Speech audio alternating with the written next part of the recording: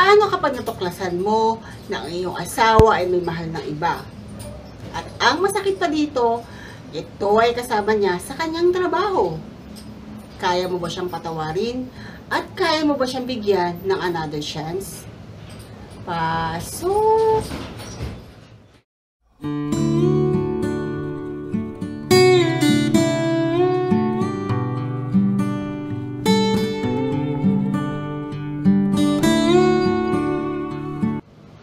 Hello guys! Welcome back again to my YouTube channel. So isang sulat na naman ang aking inihanda para sa inyong lahat. Paano kaya nalaman ni Mister na merong kaluguyo ang kanyang asawa?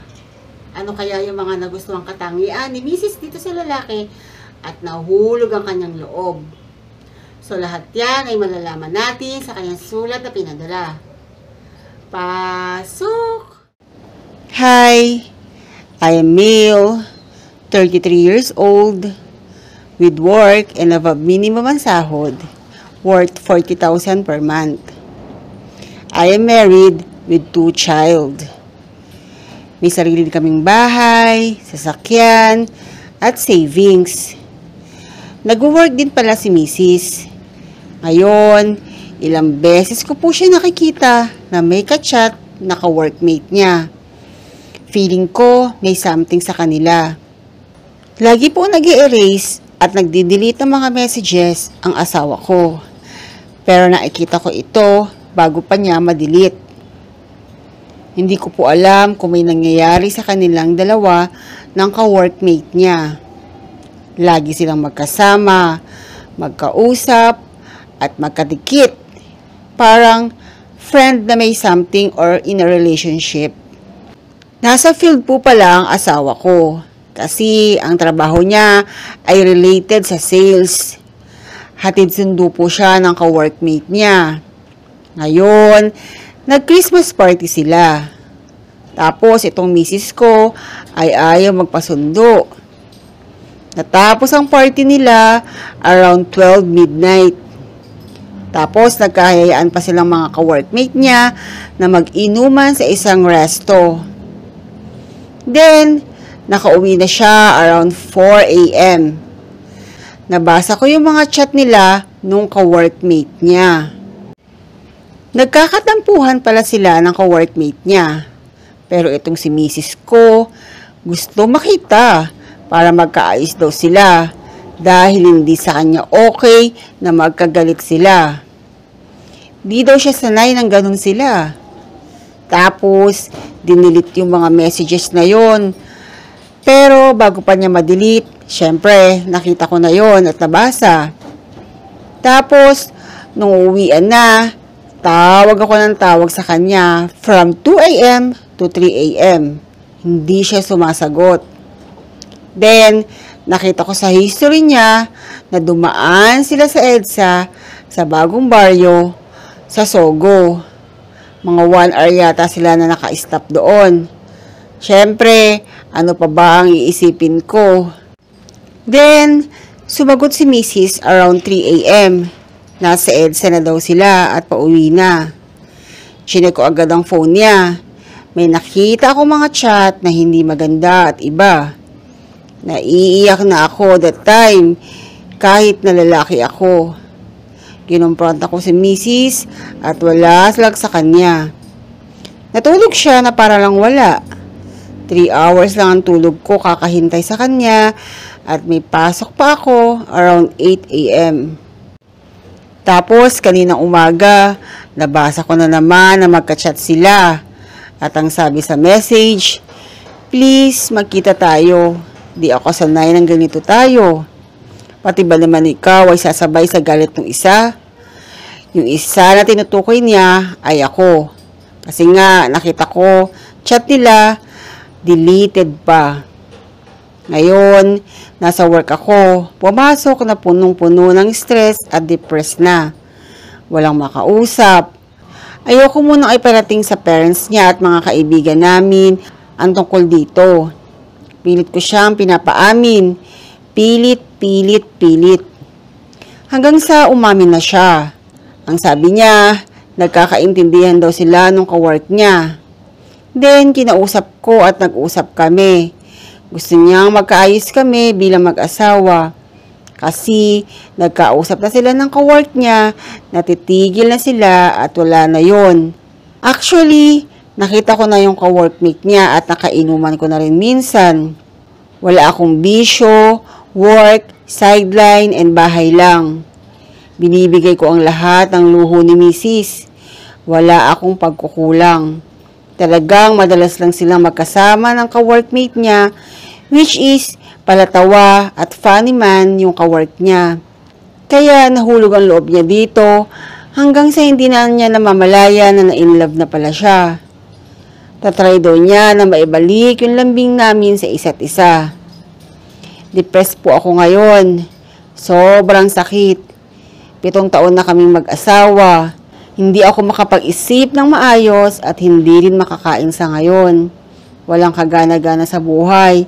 Kung ano-ano ang naiisip ko. Minsan, umiiyak na lang ako sa CR dahil hindi ko kaya yung inamin niya sa akin. Hinihiling ko lamang na makapag-ayos kami bilang mag-asawa at maibalik ang lahat sa dati.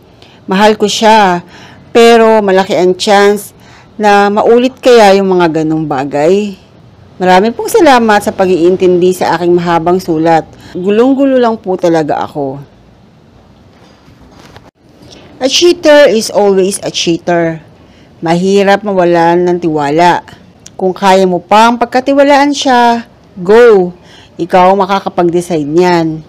Meron talagang taong di makontento sa iisa. Magdasal ka lang.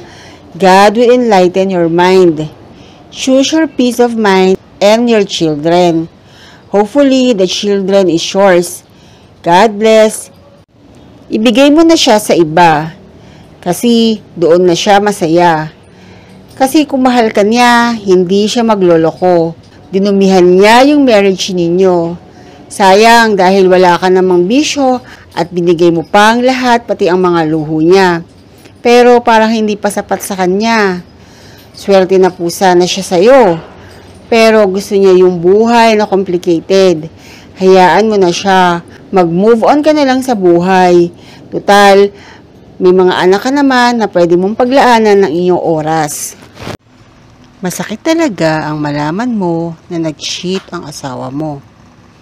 For me kasi, na nakaranas ng cheating, they are the same like murderer. But in different way. They kill people's hope, life, dreams, and love. They kill people emotionally. Pero wag kang magdesisyon agad. Calm yourself. Siguraduhin mong kalmado ka at nasa tamang pag-iisip. Yung hindi ka nagalit, kapag ganun kasi, saka ka mag-decide. Tanungin mo ang sarili mo, kaya mo bang pakisamahan siya? Kaya niya pa bang maging buo ang pamilya? Kaya mo bang makita siya araw-araw na hindi mo makikita yung panloloko niya? Kaya mo bang patawarin siya sa kasalanan niya? Kaya mo bang pagkatiwalaan siyang muli? Kung kaya mo namang tanggapin yon at magagawa mo at hindi mo siya pagdududahan at kaya mo ibigay ang buong tiwala mo ulit sa kanya, then give chance. Pero kung sa tingin mo hindi mo talaga kaya, then it's up to you to decide. Kung gusto mo ng payapang isip, bigyan mo siya ng pagkakakitaan sa bahay at huwag mo na siyang pagtrabahuhin. Nagiging dominante kasi ang babae pag may stable job at sariling pera. Alam nila na kahit iwan mo sila, ay kaya nila. Try nyo po muna mag-asawa ang magpa-counsel to sort things out. May mga issues sa marriage na kailangan natin i-seek for help. If hindi talaga kaya, then let her go.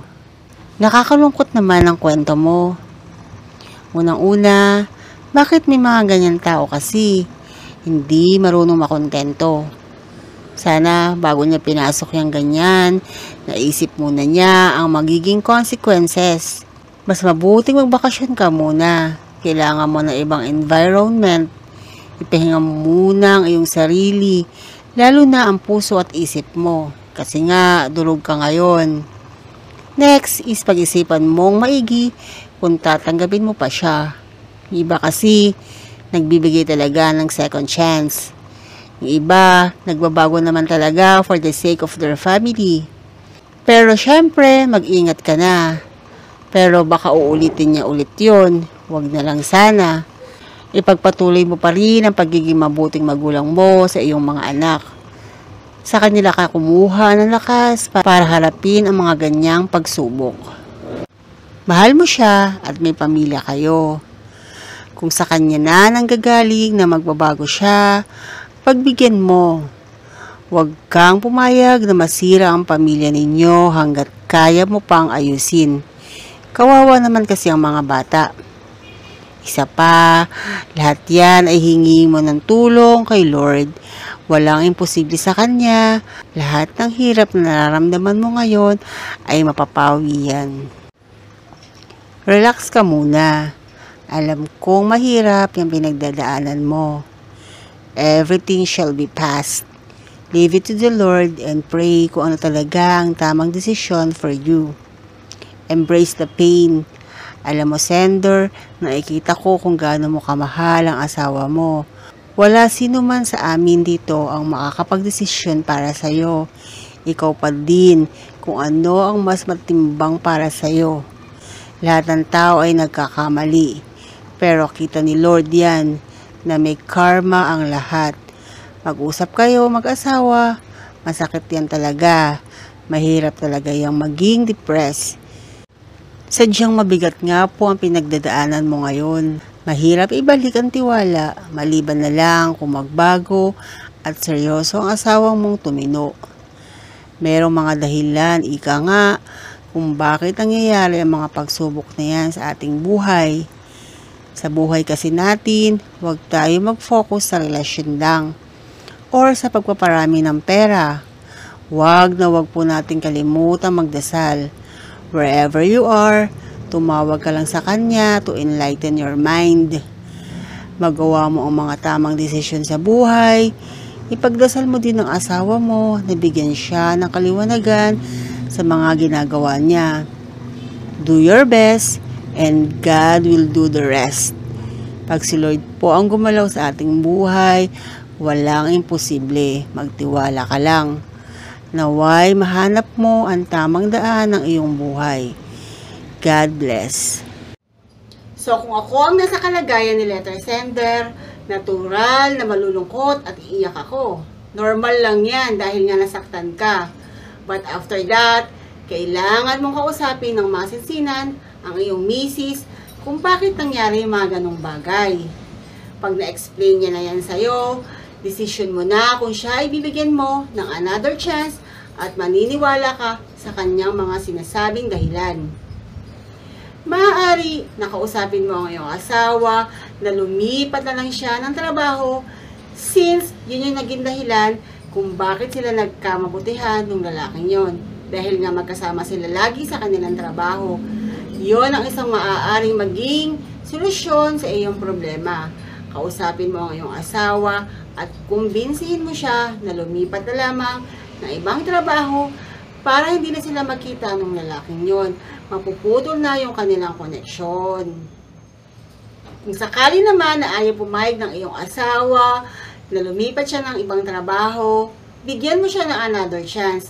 Since nangako naman siya, natitigil na siya sa mga ganong bagay. Patawarin mo siya ngayon. Pero kapag naulit pa yung ganong bagay at hindi pa rin sila nagtino, maaaring gumawa ka ng ibang aksyon. Maaaring maipaghiwalay ka. Nasa sayo yan. Hindi ko kinukumbinsi ang bawat isa dito na maipaghiwalay sa inyong mga asawa.